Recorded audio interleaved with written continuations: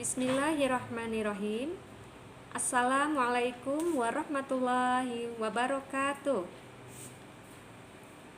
Selamat pagi anak-anakku. Apa kabar semuanya?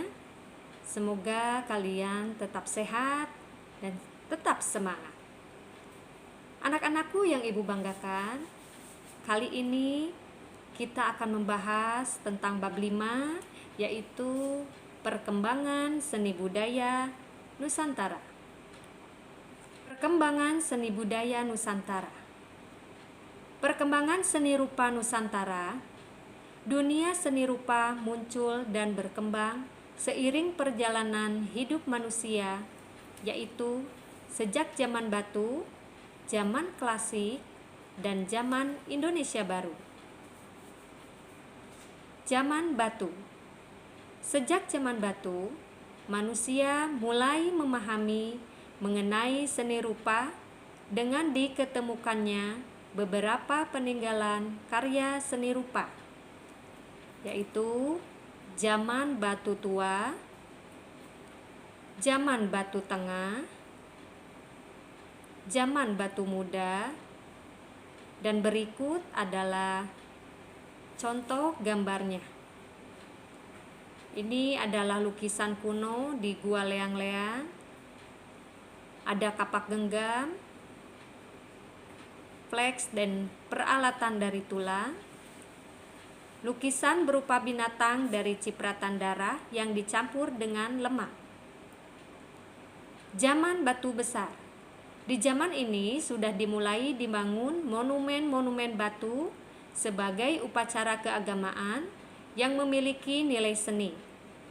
Unsur seni di zaman megalitikum diantaranya adalah dolmen, menhir, ada kuburan batu, punden berundak, dan ini contoh gambarnya.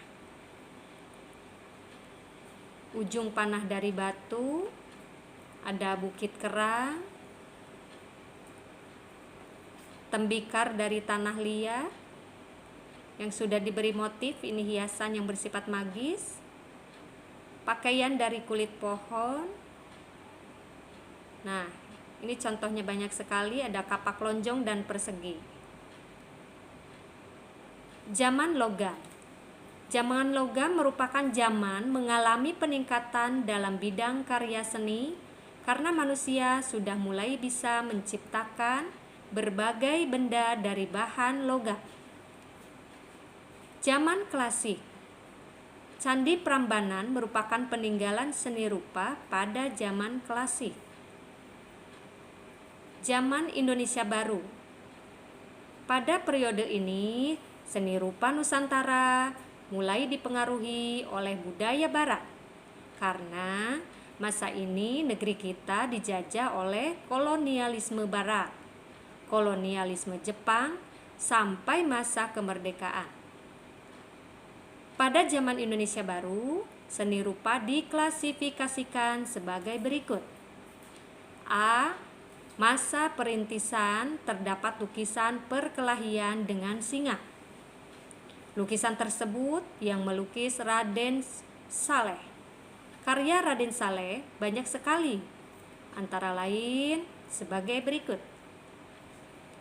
Antara hidup dan mati, ada penangkapan di Ponegoro, perkelahian dengan binatang buas, ada perburuan, hutan terbakar, ada banjir, harimau dan mangsanya. Masa Moendi, sepeninggal Raden Saleh di Indonesia mengalami kekosongan, disebut masa Moendi.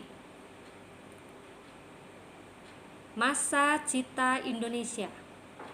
Perbedaan karya lukisan antara S. Sujojono dengan Abdullah Suryo Subroto terletak pada karyanya, di mana keindahan yang dibuat oleh Abdullah Suryo Subroto tidak sesuai dengan kenyataan bangsa Indonesia yang melarat dan menderita.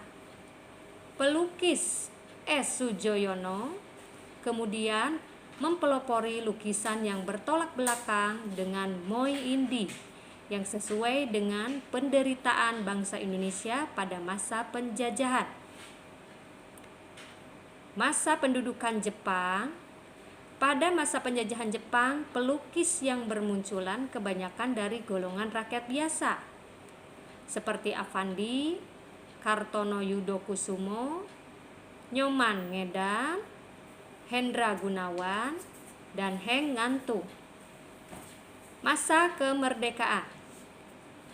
Kemerdekaan adalah masa bergeloranya bangsa Indonesia. Masa seni rupa baru. Pada masa ini, para pelukis sudah berani menampilkan cocok baru dalam penggarapannya. Nah, ini yang bagian B, perkembangan seni musik Nusantara. Seni musik di negeri kita itu sudah ada sejak zaman prasejarah. Jadi, bukan hanya di zaman modern saja. Pada pembahasan kali ini, Anda akan mempelajari mengenai perkembangan seni musik Nusantara sejak awal kemunculannya sampai saat ini. Berikut pemaparannya. Yang pertama ada zaman prasejarah. Kalau perkembangan seni musik di Nusantara itu ternyata diawali sejak zaman prasejarah sebelum abad 1 Masehi, yaitu kira-kira 2500 sebelum Masehi dan abad ke-1 Masehi. Imigrasi pra-Melayu.